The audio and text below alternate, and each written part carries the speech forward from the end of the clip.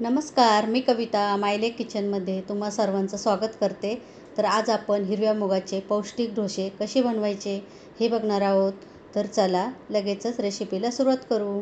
मुगाचे डोसे बनवण्यासाठी इथे मी एका वाटीने 3 वाटी हिरवे मूग घेतलेत. तर ज्या वाटीने आपण मूग घेतलेत त्याच वाटीने आता आपल्याला तांदूळ मोजून घालायचेत.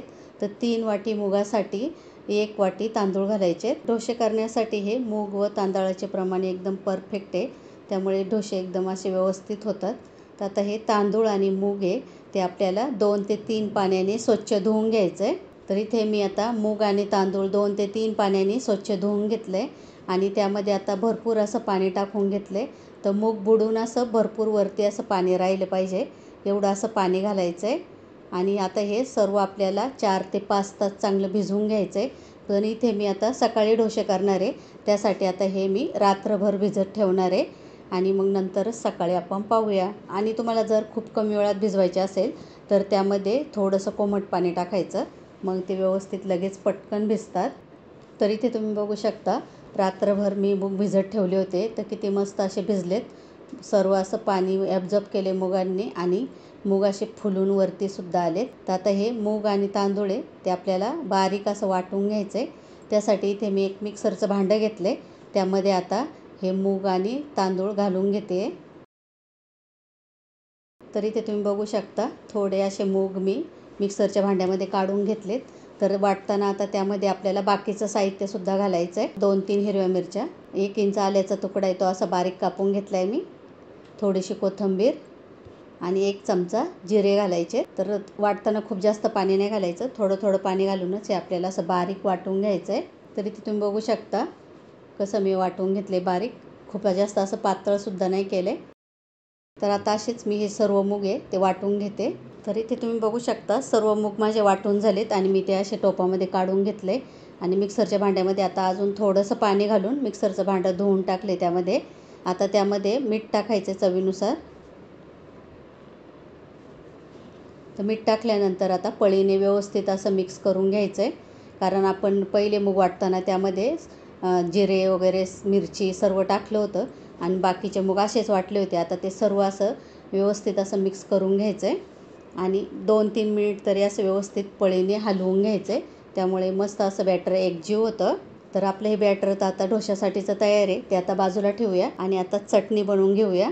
तर चटणी बनवण्यासाठी इथे मी अर्धा वाटी ओला नारळ घेतला आहे, थोडा लसूण घेतला आहे, कोथिंबीर घेतली आहे आणि 6 ते 7 अशा हिरव्या मिरच्या घेतल्यात. तर आता हे सर्व आपल्याला मिक्सरला बारीक वाटून घ्यायचं आहे. तर इथे माझ्याकडे भाजकी डाळ नाही आहे म्हणून मी घातली नाही, पण तुम्हाला जर भाजकी डाळ असेल तर चटणी करताना ती जरूर घाला, त्यामुळे काय होतं चटणी मस्त अशी मिळून येते, चांगली दाटसर होते. तर आता हे सर्व मी मिक्सरच्या भांड्यामध्ये घालून बारीक असं वाटून घेते. तर इथे आपली चटणी वाटून झाली आहे, ते एका छोट्या टोपामध्ये मी आता काढून घेते. तर इथे चटणी खूप दाटसर आहे, त्यासाठी मी इथे मिक्सरच्या भांड्यामध्ये थोडंसं पाणी घातले आणि थोडीशी चटणीची कन्सिस्टन्सी ॲडजस्ट केली आहे. तर चटणी इथे मी आता व्यवस्थित मिक्स करून घेतली आहे. आता चटणीला फोडणी देऊन घेते. त्यासाठी इथे मी आता फोडणी पात्रामध्ये 1 मोठा चमचा तेल घेतलं आहे, ते आता गरम करून घेतले. त्यामध्ये 1 चमचा मोहरी घातली आहे आणि आता 7-8 अशी कढीपत्त्याची पानं घालायची, त्यामध्ये व्यवस्थित अशी तडतडून द्यायचे आहेत. नंतर आता ही फोडणी आपल्याला चटणीवरती ओतायची आहे. फोडणी ओतल्यावरती आता पळीने व्यवस्थित असं मिक्स करून घ्यायचं. इथे आपली आता मस्त अशी चटणी तयार आहे आणि इकडे डोश्यांचं पीठसुद्धा तयार आहे. तर आता लगेचच डोसे काढून घेऊया. तर डोसे काढण्यासाठी इथे मी गॅसवरती एक पॅन तापत ठेवला आहे.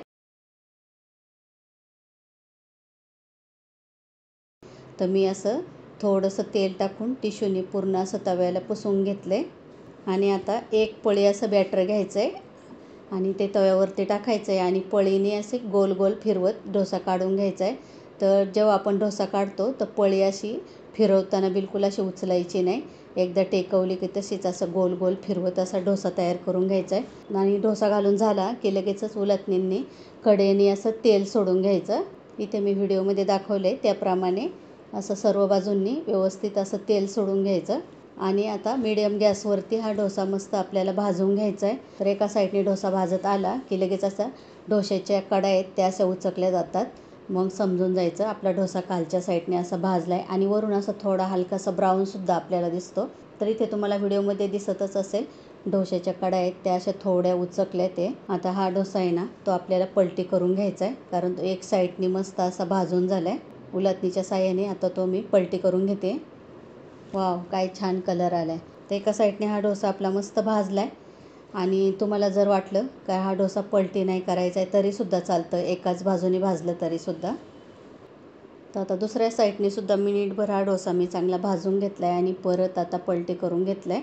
तर इथे मस्त असा पौष्टिक डोसा आपला तयार आहे. तो आता एका डिशमध्ये काढून घेऊया. तर असाच अजून एक तुम्हाला डोसा मी करून दाखवते. फक्त असं जेव्हा आपण बॅटर टाकतो तर पळी न उचलता असंच गोल गोल फिरवत पूर्ण असा डोसा काढून घ्यायचा आहे. आणि डोसा काढताना आहे ना खूप असा तवा गरम नाही पाहिजे, नाही तर आपण असं जेव्हा डोसा काढतो तर तो असा तव्याला चिटकतो आणि व्यवस्थित असं गोल होत नाही. म्हणून तव्याचं टेम्परेचर हे कमीच ठेवायचं. डोसा तयार झाला की पाहिजे थोडा पाण्याचा शितोडा देऊन घ्यायचा किंवा असं थोडंसं तेल टाकून परत टिश्यूनी पुसून घ्यायचा तवा.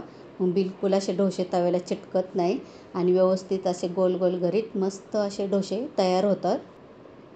तर इथे पहा हा डोसासुद्धा खालच्या साईडनी असा ब्राऊन झाला आहे चांगला. तर इथे दुसरा डोसासुद्धा आपला छान असा तयार आहे. तो पण आपण डिशमध्ये काढून घेऊया.